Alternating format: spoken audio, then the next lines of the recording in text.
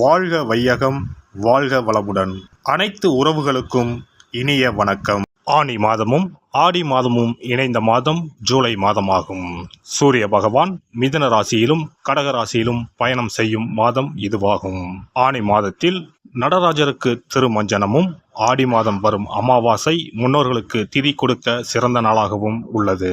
அம்மனின் அருளை பெறுவதற்கு உரிய ஆடி மாதம் இந்த ஜூலை மாதத்தில்தான் பிறக்கிறது. இம்மாத கிரக நிலைகளை பார்க்கும்போது மேசராசியில் செவ்வாய் மற்றும் சந்திரனின் சஞ்சாரம் உள்ளது.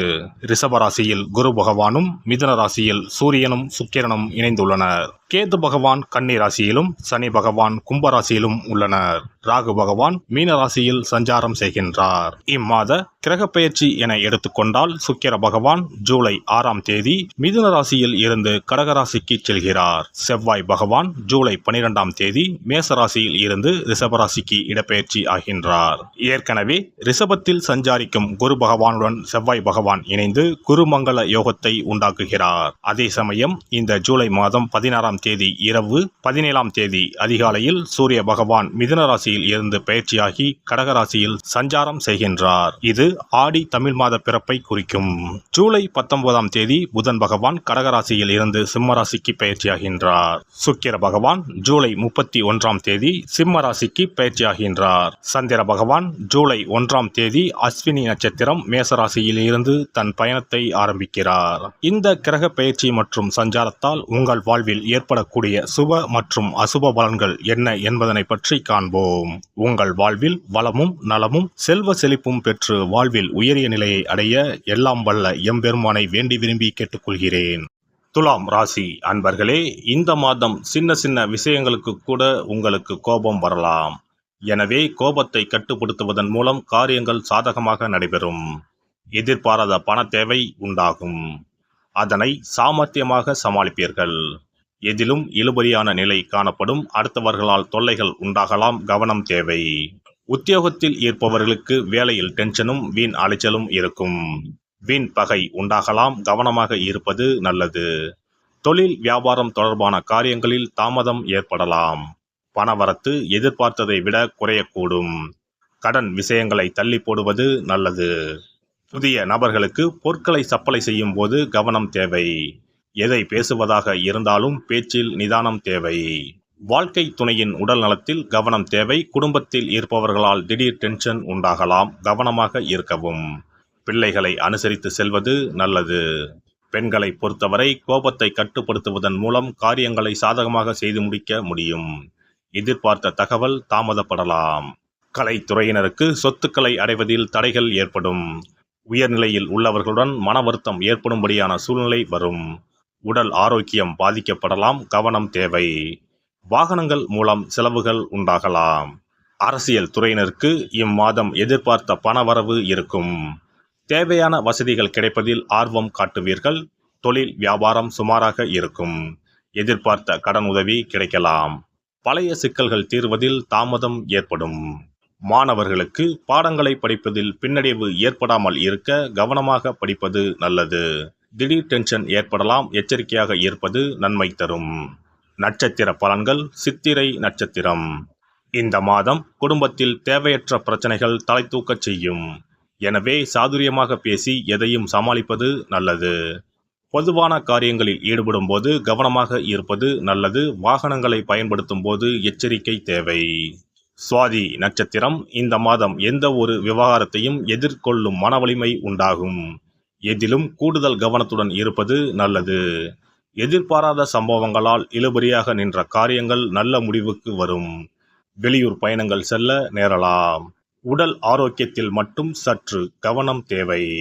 விசாகம் நட்சத்திரம். இந்த மாதம் தொழில் வியாபாரத்தில் இருப்பவர்கள் சற்று கூடுதலாக உழைக்க வேண்டியிருக்கும். கடன் பிரச்சனைகள் குறையும், போட்டிகள் நீங்கும். வரவேண்டிய பழைய பாக்கிகள் வசூலாகும். உத்தியோகஸ்தர்களுக்கு மறைமுக எதிர்ப்புகள் நீங்கும். மேல் அதிகாரிகளின் ஆதரவு கிடைக்கும். திறமையான செயல்கள் மூலம் பாராட்டு கிடைக்கும். மாரியம்மனை வெள்ளிக்கிழமைகளில் தீபம் ஏற்றி வழிபட சகல நன்மைகளும் உண்டாகும். தடை தாமதம் நீங்கும். குல தெய்வத்தையும் இஷ்ட தெய்வத்தையும் ஒரே நாளில் சென்று தரிசித்து வாருங்கள். காரியங்களில் இருந்த தடைகள் விலகும். தொழில் வியாபாரம் சிறப்பாக நடைபெறும். சிறப்பு தொகுப்பு. ஒரு வெற்றிலை இருந்தால் உங்கள் துன்பங்களில் இருந்து விடுபட முடியும் என்றால் நம்ப முடிகிறதா?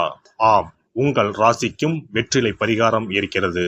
அவற்றிற்கான வழிபாட்டு முறைகள் பற்றி காண்போம். பண்டிகை, திருவிழா, வீட்டில் விசேஷம் என்றால் வெற்றிலை பாக்கு வைத்து உறவினர்களை அழைப்பது வழக்கம். வெற்றிலையும் பாக்கும் மகாலட்சுமியின் அம்சங்களாகும். 12 ராசிக்காரர்களுக்கும் வெற்றிலையின் மூலம் பரிகாரம் செய்ய கவலைகள் தீரும் என்பது நம்பிக்கை. வெற்றிலையின் நுனியில் லட்சுமியும், நடுவில் சரஸ்வதியும், காம்பில் பார்வதி தேவியும் வசிக்கின்றனர். மகாவிஷ்ணுவும், பிரம்மாவும், சிவனும், சுக்கிரனும் கூட வெற்றிலையில் வாசம் செய்கின்றனர். எனவேதான் பூஜை மற்றும் திருமணம் சுபமாக நடக்க வேண்டும் என்பதற்காக வெற்றிலை பாக்கு படைக்கப்படுகிறது. துன்பம் விலக உங்க ராசியின்படி இந்த மாதிரி வெற்றிலை பரிகாரம் செய்யுங்கள். வெற்றிலை பரிகாரத்தில் எல்லோரும் ஒரே மாதிரியான பரிகாரத்தை செய்தால் பலன் தராது. அவரவர் ராசிக்கு தகுந்தபடி சில இஷ்ட தெய்வங்களையும் சில கிரக தெய்வங்களையும் பொறுத்து உங்களுடைய பரிகாரத்தை மாற்றிக்கொள்ள வேண்டும். அப்போதுதான் உங்களுக்கு என்ன கஷ்டமோ அது சரியாக நீங்கி உங்களுக்கு நல்ல பலன்கள் கிடைக்கும். உங்களுடைய ராசியின்படி வெற்றிலையில் குறிப்பிட்ட கிழமையில் பரிகாரம் செய்தால் உங்கள் துன்பம் விலகும், பிரச்சனைகள் தீரும். மேசராசி அன்பர்கள் செவ்வாய்க்கிழமைகளில் வெற்றிலையில் மாம்பழம் வைத்து முருகப்பெருமானுக்கு நெய்வேத்தியம் செய்துவிட்டு அந்த பழத்தை உண்டால் அனைத்து கஷ்டங்களும் நீங்கும். ரிஷபராசி அன்பர்கள் செவ்வாய்தோறும் வெற்றிலையில் மிளகு வைத்து வழிபாடு நடத்தினால் துன்பங்கள் அனைத்தும் தீரும். மிதுன ராசி அன்பர்கள் புதன்கிழமைகளில் வெற்றிலையில் மிளகு வைத்து இஷ்ட தெய்வத்தை வழிபடவும். பின்னர் அதையே பிரசாதமாக சாப்பிட்டால் துன்பங்கள் எல்லாம் நீங்கும். கடகராசி அன்பர்கள் வெள்ளிக்கிழமை தோறும் வெற்றிலையில் மாதுளை பழத்தை வைத்து காளியை வழிபாடு செய்து பின்னர் அந்த மாதுளை பழத்தை சாப்பிட்டால் துன்பங்கள் நீங்கும். சிம்மராசி அன்பர்கள் வியாழக்கிழமைகளில் வெற்றிலையில் வாழைப்பழத்தை வைத்து இஷ்ட தெய்வத்தை வழிபடலாம். பின்னர் அந்த பழத்தை பிரசாதமாக உண்டால் கஷ்டங்கள் நீங்கும். கன்னிராசி அன்பர்கள் வியாழக்கிழமையில் வெற்றிலையோடு மிளகு வைத்து உங்கள் இஷ்ட தெய்வத்தை வணங்குங்கள். உங்கள் துன்பம் துயரம் எல்லாம் தீர்ந்துவிடும். துலாம் ராசி அன்பர்கள் வெற்றிலையில் கிராம்பு வைத்து உங்கள் இஷ்ட தெய்வங்களை வழிபட்ட பின் அதை உண்டால் அனைத்து துன்பங்களும் நீங்கும். விருச்சிக ராசி அன்பர்கள் வெற்றிலையில் பேர்ச்சம்பழம் வைத்து செவ்வாய்தோறும் உங்கள் இஷ்ட தெய்வத்தை வழிபட்டால் துன்பங்கள் நீங்கும். தனுசு ராசி அன்பர்கள் வெற்றிலையோடு கற்கண்டு வைத்து வெள்ளிதோறும் இஷ்ட தெய்வத்தை வழிபட்டு பின்னர் கற்கண்டை சாப்பிட்டால் துன்பங்கள் விலகும். மகர ராசி அன்பர்கள் வெற்றிலையோடு அச்சு வெல்லம் வைத்து வெள்ளிதோறும் காளியை வழிபட்டால் துன்பங்கள் துயரங்கள் நீங்கும். கும்பராசி அன்பர்கள் வெற்றிலையோடு நெய் வைத்து சனிக்கிழமைகளில் காளி தெய்வத்தை வழிபட்டால் உங்கள் துன்பங்கள் எல்லாம் தீரும். மீனராசி அன்பர்கள் வெற்றிலையோடு சர்க்கரை வைத்து ஞாயிறு தோறும் இஷ்ட தெய்வத்தை வழிபட்டால் துன்பங்கள் எல்லாம் விலகும். எல்லாம் வல்ல இறையருளால் நீங்களும் உங்கள் அன்பு குடும்பமும் உடல் நலம், நீலாயுள், நிறை செல்வம், உயர் புகழ், மெய்ஞானம் ஓங்கி வாழ்க வளமுடன்.